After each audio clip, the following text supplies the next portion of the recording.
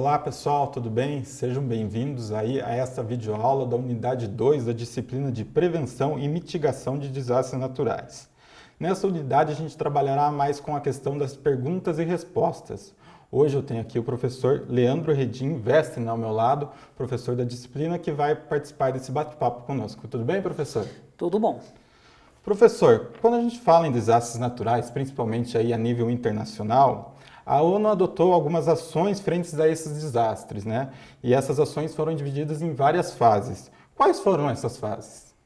Na realidade, a ONU adotou quatro, na realidade nós podemos definir 4 fases distintas no enfrentamento aos desastres naturais. Uma primeira fase que nós colocamos, que é durante a década de 1960, onde a ONU desperta, surge a necessidade de dar-se a atenção aos desastres naturais. Depois nós tivemos uma outra fase, que foi entre 1970 e 1986. Nessa fase, a ONU busca dar assistência, ou prestar assistência através dos seus Estados-membros a desastres que porventura ocorreram, mas no sentido de socorrer as vítimas, socorrer as nações. Na sequência, nós tivemos uma outra fase, que foi a fase de 1990 até 1999, que foi o decênio internacional, né? Na realidade foi para a redução dos desastres naturais. Então é conhecida como a década para a prevenção e mitigação dos desastres naturais. Então a ONU passa, nessa década, a instigar estudos que venham prevenir, que venham proteger e que venham fazer previsões de possíveis desastres naturais.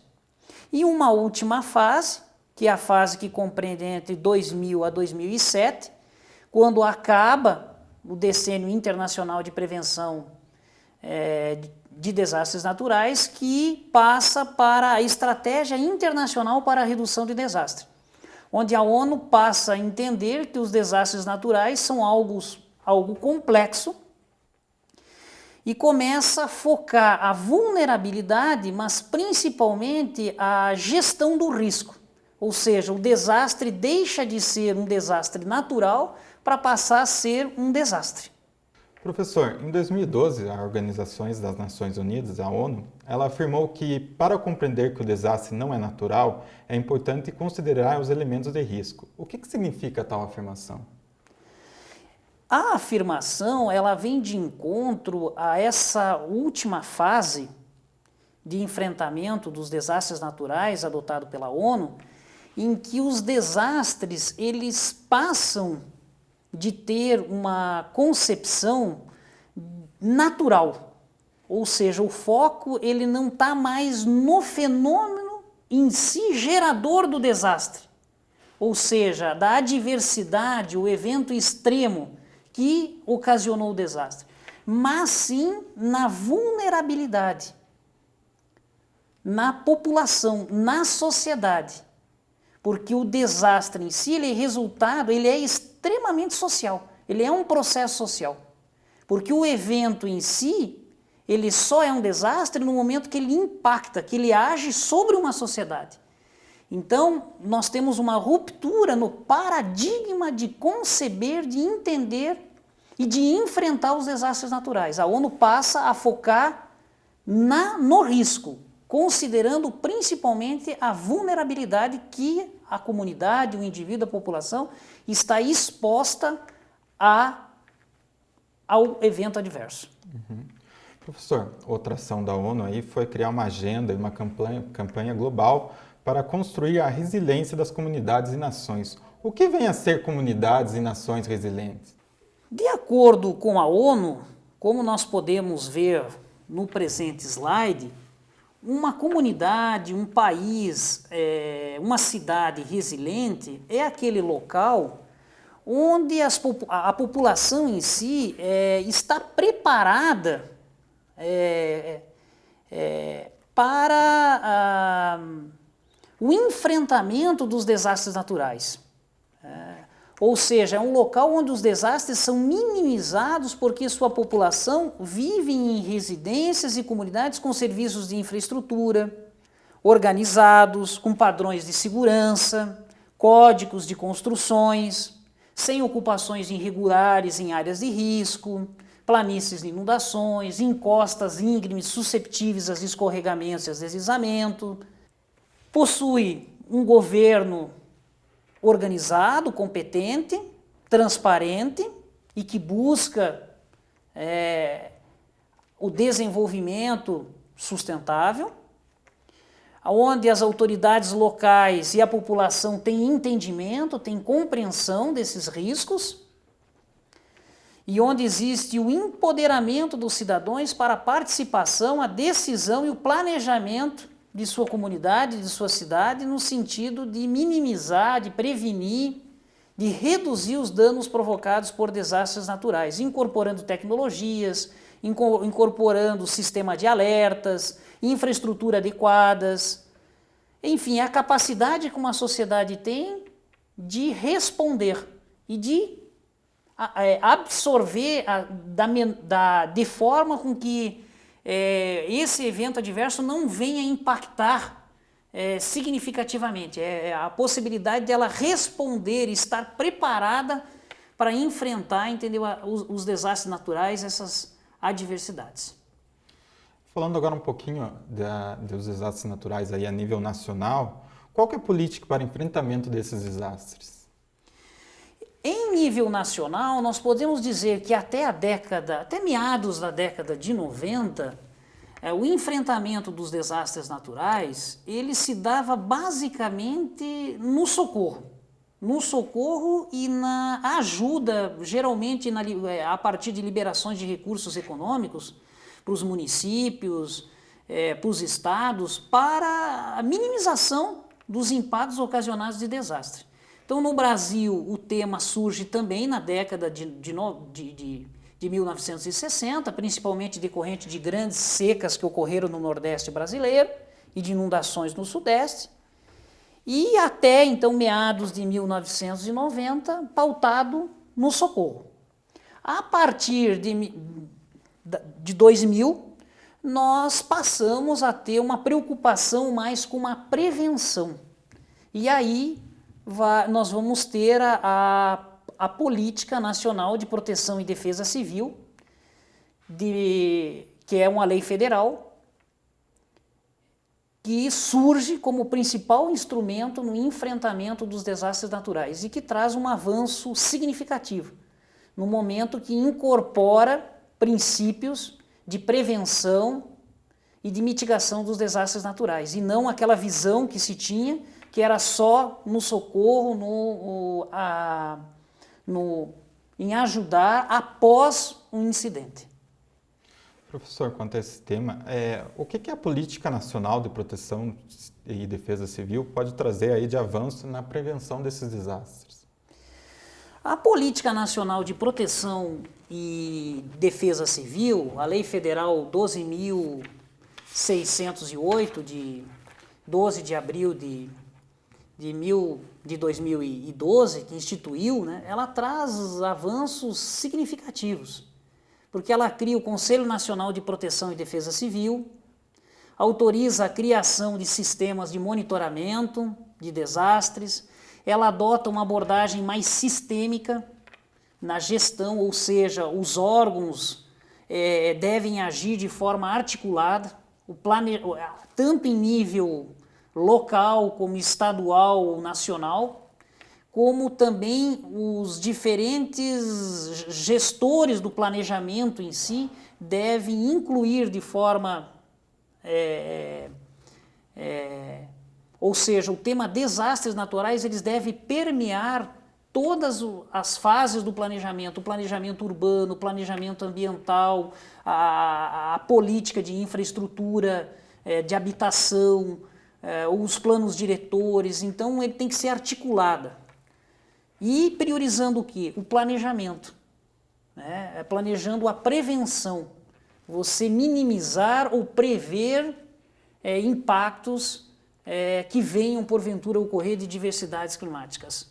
Adota também a bacia hidrográfica como unidade principal na gestão dos recursos, principalmente hídricos, no entendimento, e traz um outro conceito fundamental, que é de incorporar, de trazer a participação na sociedade. Porque a sociedade é parte do processo e sem ela entender, né, a questão em si, nós não vamos conseguir enfrentar ou reduzir os desastres naturais.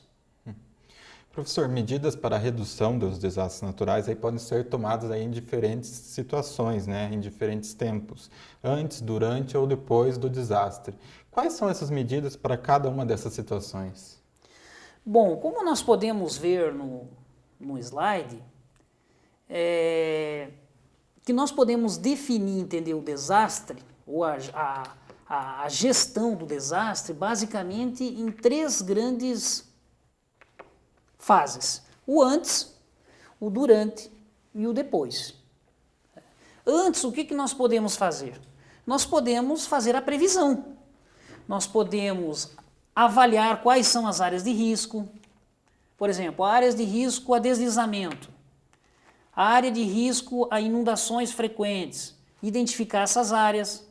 Nós podemos planejar, nós podemos fazer políticas no sentido de evitar, de fazer o disciplinamento do uso do solo para que essas áreas não sejam ocupadas, o zoneamento.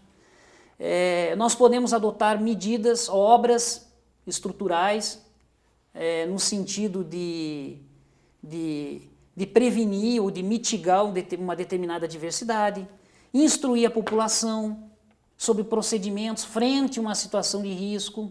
Por exemplo, numa situação, num evento extremo, de um vendaval, de uma inundação, como proceder, o que fazer? Porque a adoção de uma simples medida pode salvar uma vida ou diminuir os danos consideravelmente. Então, tudo isso são ações antes do evento, de prevenção. Durante o evento é a assistência em si, o socorro às vítimas, né? A evacuação, a limpeza, a remoção dessa população para abrigos seguros. Então, durante o evento em si, é mais no sentido de socorro realmente às vítimas afetadas. Depois você precisa fazer, reconstruir, repensar o bem-estar da população, a partir de restabelecer a infraestrutura básica, o saneamento básico, enfim, você vai atuar no sentido de reconstrução. Professor, o que a gente pode entender por gestão de risco a desastre? Gestão de risco a desastre é um processo social, contínuo, na qual o objetivo central é a prevenção e a redução de danos decorrentes de desastres naturais, pautado principalmente na vulnerabilidade das comunidades e da sociedade, a partir do conhecimento prévio dos desastres, onde que ele ocorre, como ocorre, com que frequência, o entendimento do perigo, o entendimento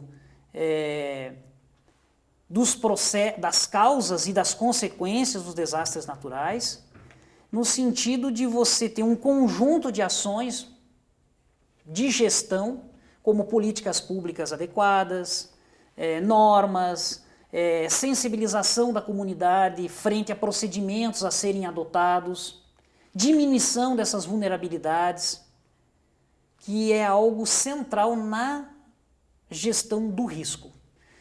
Como exemplo, nós podemos citar obras não estruturais, que seriam, por exemplo, o zoneamento, a gente identificar, fazer estudos prévios de áreas susceptíveis ou mais susceptíveis às inundações, a deslizamentos, e você fazer normas, leis constantes em planos diretores que façam setorização ou que sejam impeditiva a ocupação dessas áreas. Essas áreas elas não podem ser ocupadas. Então isso são obras não estruturais de planejamento. Aliado a isso, nós precisamos também adotar medidas não estruturais para diminuir vulnerabilidade. Como, por exemplo, uma atitude simples frente a um evento adverso, por exemplo, uma chuva de granizo, seria você ter residências mais resistentes. Por exemplo, uma casa que tenha telhado de telha, de argila, e uma casa que tenha um telhado, por exemplo, de amianto, 4 milímetros, e essas duas residências sofrerem uma chuva de granizo, qual que vai apresentar maior vulnerabilidade ao dano, à exposição do dano? Aquela que tiver o telhado de amianto 4 milímetros. Vai ser ou seja, um telhado extremamente frágil e vai sofrer muito mais. Então ela vai estar muito mais vulnerável ao evento adverso.